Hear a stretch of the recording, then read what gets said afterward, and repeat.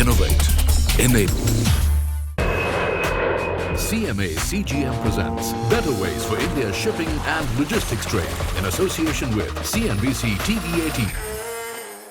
Hello and welcome to CMA CGM presents Better Ways for India's Shipping and Logistics Trade. I'm your host Gautam Srinivasan, and well, it's no secret the Indian ports and shipping industry plays a vital role in sustaining growth in the country's trade and commerce and could be key to the nation's economic recovery after the pandemic. So the big question, what will it take for India to navigate uncertainty and power through challenges to reach the forefront of the global maritime sector in the next decade? Let's find out from our panel of experts and industry leaders. Joining me are Atit Mahajan, MD of CMA CGM India, Gopal Krishna, former Secretary of the Ministry of Shipping, Dr. Ajay Sahai, Director General and CEO of the Federation of Indian Export Organizations, Camille Egloff, Managing Director and Senior Partner at Boston Consulting Group, and Paras Rawal, MD for the Indian subcontinent at CEVA Logistics. Thank you everyone for joining us for this discussion. Mr. Krishna, I'll start with you. A large part of India's growth revival for this year and the next is dependent on its export engine, with a $400 billion merchandise export target for the current financial year. Now, latest figures for the April to August 2021 period do show a near 67% jump in exports to around $164 billion. Now, the government had identified about 400 projects valued at over 2 lakh crore rupees to be offered to the private sector for investment in the port and shipping sector at the India Maritime Summit this year. So, in your assessment, how was the response from the private sector? Last 2 years, about 11 projects were taken up under PPP, and the response has been extremely good. Further 30-40 projects are in the pipeline, and wherever bidding takes place, there is a lot of interest. In fact, one of the largest FDIs by one of the largest global port players in the world is already under implementation in JNPT port. Similarly, if we see a rail infrastructure or road infrastructure, the interest is very high, and I'm sure the interest will continue to be extremely high, seeing the robust growth in our export sector. All right, absolutely. Room for growth and expansion that powers this opportunity. Let me bring you in, Atit. In your view, how can the government and the private sector come together to enable India to capitalize on this growth opportunity? We see private sector very much interested. So on the infrastructure side, the private parties can actually, the private companies can actually participate. And on the regulatory side, the government will have to take care of the trade policy, the laws related to land, the laws related to labor, and by this together, I think so. The government and the private companies or the shipping lines, they can actually help in achieving the goals which we have for exports in India. All right, let me get Mr. Krishna and Dr. Sahai to comment on that. If infrastructure is going to be a key piece of the growth puzzle, I want to understand how we deal with the challenges related to infrastructure development. Mr. Krishna, operational efficiency of Indian ports has improved over the years, admitted, but it still lags behind the global average. Turnaround time at major ports was approximately 2.5 days in 2018-19, whereas the global benchmark is around 1 to 2 days. So, last mile connectivity issues, they also prevent smooth movement of cargo. So, how do you think these issues are being addressed? For the last few years, a lot of attempts have been, a lot of measures have been taken so that the turnaround time improves. The schemes like custom digitization, launching of the PCS system, which is our own digital platform, e-delivery, making infrastructure for export and for import, emphasizing on direct delivery, direct imports. A lot of steps have been taken, and I'm sure in the times to come, Indian ports would match global standards. Right. Dr. Sahai, I read recently about a dwarf container train being flagged off from JNPT. Are there any more such initiatives in the pipeline? Anything you could share with us as to, in terms of addressing these challenges that I mentioned, which is turnaround time and, of course, the efficiency broadly overall, last mile connectivity included. Any more initiatives coming in? In fact, turnaround time and dwell time, those Both are very high on the agenda. The National Trade Facilitation Committee is constantly monitoring the time. We are evaluating all ports on a regular basis. A dashboard has already been prepared, which shows that except for the pandemic, the turnaround time has come down. But couple of challenges with regard to last mile connectivity do exist. We have identified those projects also. Some of those projects may relate to different ministries, including the last mile connectivity may come to Ministry of Roadways. That is being taken care. There are equipment shortage at some of the port that is being looked into. The government has also now rolled out the direct port delivery and direct port entry so that the goods can be directly taken from the port so as to avoid the congestion. But at this point of time, I think there have been a lot of challenges because the entire cycle of exports and import has elongated. There are local lockdowns, there are container shortage, there are equipment shortage, and we are seeing huge inventory piling at the ports. But I think as a long-term roadmap, we are looking towards all these issues very careful. And government is very keen that India also develop a shipping line of its own. We are this year, in fact, we will be remitting close to $75 billion as a freight. And when we are looking into a $400 billion of export this year and $1,000 billion of merchandise export in 2027, if we develop an Indian shipping line of a global repute, which even take 25% of the business, it can save around $25 billion on a regular basis. We know there are a couple of challenges on the taxation front. There may be issue of the fiscal concession also, but that all has been flagged and government is actively engaging into that.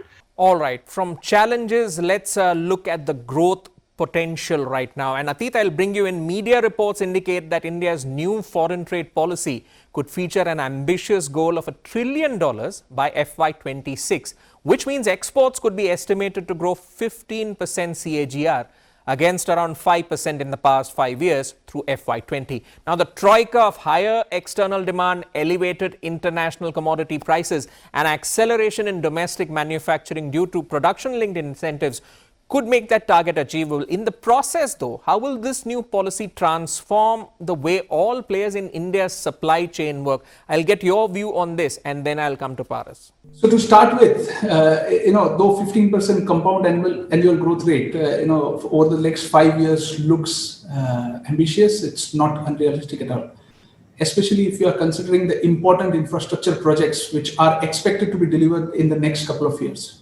To name a few, dedicated freight corridor, both western and eastern, and the Delhi-Mumbai industrial corridor. Now, with this infrastructure development, any government support through improved foreign trade policy will help boost such infrastructure development and attract fresh capital in manufacturing. What we could expect from the new trade policy is provide unified and easy financial support to exporters, simplified and optimized tax structure, and it's incentive for digital and e-commerce to bring efficiencies. And I also understand that district export hubs initiative will form an important component of the new foreign trade policy. All right, Paras, what are you expecting? A preliminary analysis of the impact such a policy could have on the supply chain. When you look at the goal being $1 trillion in 5 years, it looks very ambitious. But in my view, it's a very realistic goal. When you talk about this goal, it has to match up, it has to scale with the logistics infrastructure. When you talk about logistics today, the cost of logistics is between 13 to 14% of the GDP, which is very high when you compare to the developed countries in the world. So for us to sustain this at the goal that we have created in the next 5 years, logistics cost has to come down 10% or below.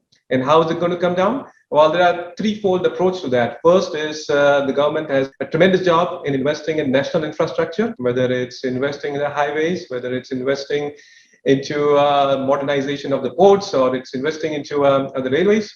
I think that has to continue. The second fold is the private investments, right? Where a company like the CMA-CGM group, we have been investing very heavily into additional capacities from India to support the growth, or it can be the innovative solutions that we are providing to customers through CMA-CGM Air Cargo. And the third, and which is the final piece, is the operational inefficiencies that we have today in the process has to come out, has to improve. I mean, we heard just in the past that we have a lot of manual processes, and that's where digitization is going to play a major role. So when all this comes together, and when we have this combined solution, this absolutely can support the ambitious goal that we have for India. And ultimately, the customer is going to benefit better service at lower cost. And let me come to Camille for her view. Which global example to emulate, Camille, for India, such a large growth opportunity and such an ambitious target? Is Greece a possible option, or are there any other examples from around the world which you could cite, which India could emulate to achieve that target? I think the challenge and the opportunity for India is very unique. I heard a lot about building the infrastructure, which is clearly the main stepping point that India needs to start with. And it's about the megaports that exist, but also building new ones. And there, I think, you asked me for benchmarks. I would definitely think about the kind of growth that, for example, ports in the Middle East have managed to drive significant growth over the last few years. But I think, again, my point is India is really unique. So infrastructure, the second one is about the hinterland connectivity for those ports to guarantee the intermodal connectivity for the cargo. And I think there the challenge is real for India. I think the benchmark that I would take, if you look in Europe, the most successful ports on the North Range of Europe are certainly the ones that are best connected. Rotterdam, Zeebrugge, versus others that enjoy a bit less stellar connectivity. It's well known that some of the French ports, unfortunately, are still a bit behind in terms of connectivity. So this hinterland intermodal connection is absolutely key. And then I think beyond that, what we can learn from global ports that are really showing the way, it's all about digital. I think it's been mentioned as well, but ease of doing business through more digitization. We've led a study on the specific topic, and for Indian ports, we are talking about reducing the number of processes from 2,000 down to 200. And this is, one of the key things. If you want to really attract cargo and ease the operations, digitalization is a key enabler for that. And then the last one I would say is let's make sure that climate and green port is at the heart of the agenda. I think this is also the way India can set itself apart. And there are many best practices to learn from. Definitely, I think here European ports, but also French ports are leading the way.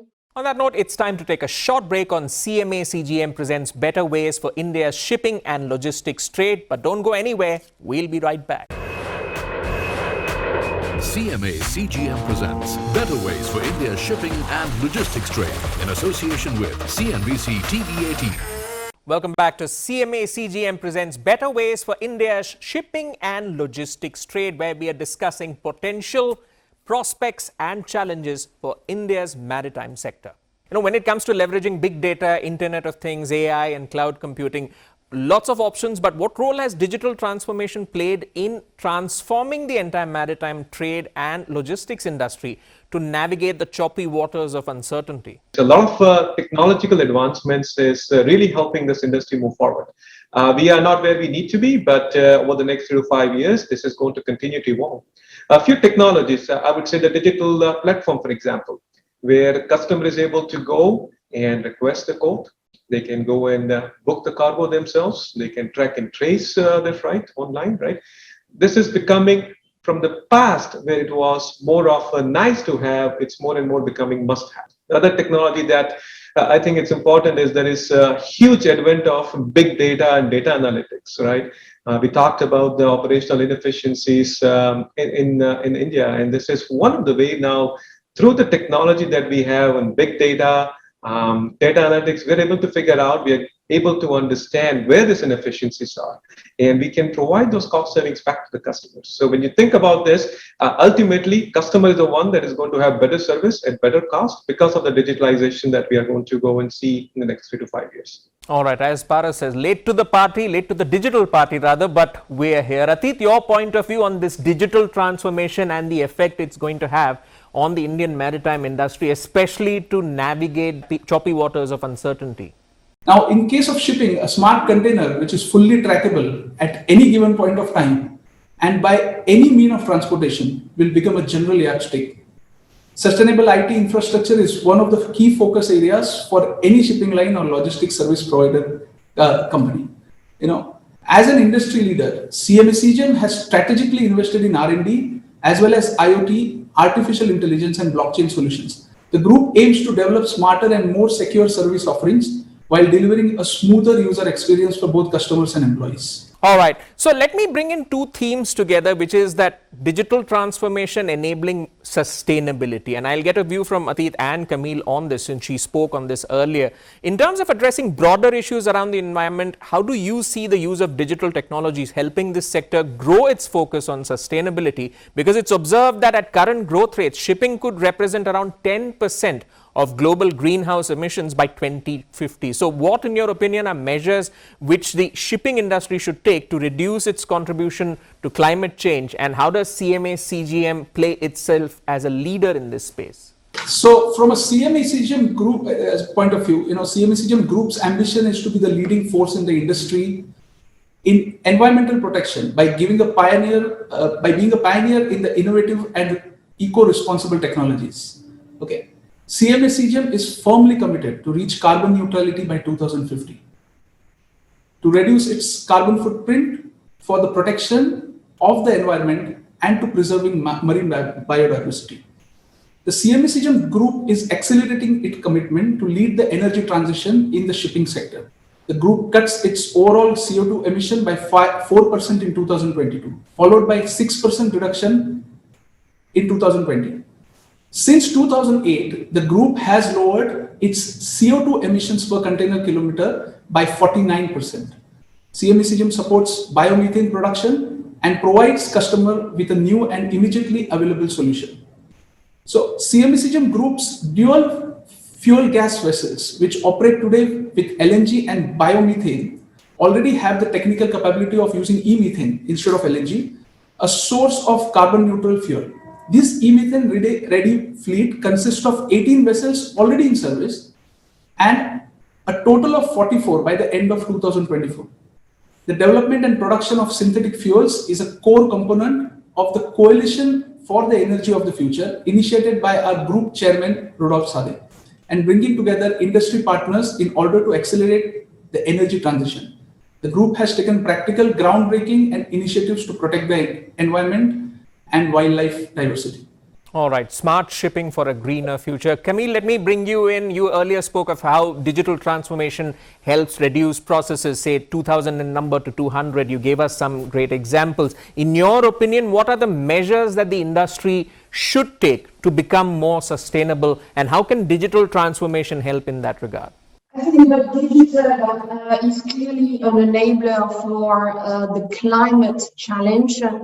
And I would very much like to speak about the connection and the connectivity between the different steps of the supply chain, because shipping itself cannot solve the climate challenge.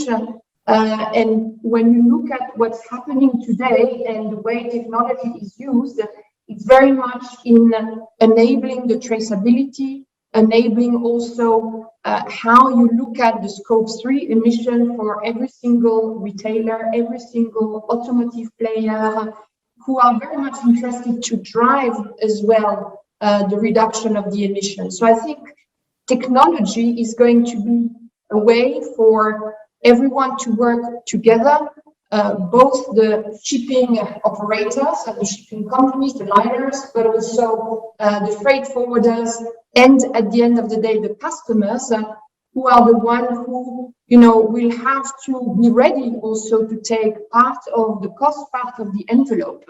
And I think it's an opportunity for shipping lines who are really taking the lead You were giving the example of CMA before. I think clearly, I mean, leading the way, bringing vessels, investing in new technology, but the whole set of stakeholders from beginning to end of that supply chain need to bring some part of the solution, and technology can help. Let me get a summary view from Paras and Atit in terms of, is it the right time to bet on India, considering the diversification that we are seeing of global supply chains and many players eyeing India as an alternative? Is this the best time to bet on India? Paras, we'll come to you first and then to you, Atit. Paras? Let me start by saying by resounding yes, right? If you look at the history over the last 2 even decades, the trajectory that the Indian economy has gone through has been outstanding. And it is something that a lot of countries are envious about, right? When you look at what COVID has taught, a lot of customers were over-reliant on China for their sourcing patterns, right? What COVID has taught is they needed to diversify their risk. And, one of the beneficiaries, one of the countries that has been a huge beneficiary because of all diversification of this sourcing pattern is India. The reason India has been a beneficiary is because India has a lot of business-friendly policies. When you look at ease of doing business index, that has been continuously climbing, which is good for a lot of customers to go and invest here. We have a huge skilled labor pool that not a lot of many countries can boast about. When you talk about the investments that liberalized norms on FDI has brought in, so it has put India into a different scale right now. Also, when the customers come in, they get exposure to a huge consumer base, local consumer base. So any given day, I would bet on India, India's potential to enable the global growth. India is the future. So I look forward to that. All right, Atit, your view on India as the engine for growth in the next decade, and of course the diversification of supply chain helping there, considering a lot of the global players are looking at India with a lot of interest. If you ask me, it's actually, this is the right time to come in India because, frankly, like I explained earlier, the infrastructure is been put in place. The government is working on ease of doing business. We are the most, we as India are always more accepting towards the digital transformation, and we are more digital open, community. So looking at all these aspects, I personally feel that this is actually the right time for the foreign investors who are looking for diversifying their supply chains to be in India. All right, indeed, a decade of promise, of opportunity and dealing with challenges for India to rise in its global rankings. Thank you, everyone. Thank you for giving us your views. It's been a very wide-ranging conversation where we have covered various points around, say, the dealing with challenges around last mile connectivity, or whether it's digital transformation helping sustainability. I'm sure there's lots more to come for this sector, but we've run out of time. It's time to conclude this talk around the challenges and prospects of India's maritime industry as part of our special presentation titled CMA CGM presents Better Ways for India's Shipping and Logistics Trade. I'd like to thank all of our panelists again for joining us in this conversation and sharing their thoughts and insights on the topic. And of course, thank you to our viewers for tuning in. This is Gautam Srinivasan signing off. CMA CGM presents Better Ways for India's Shipping and Logistics Trade in association with CNBC TV18.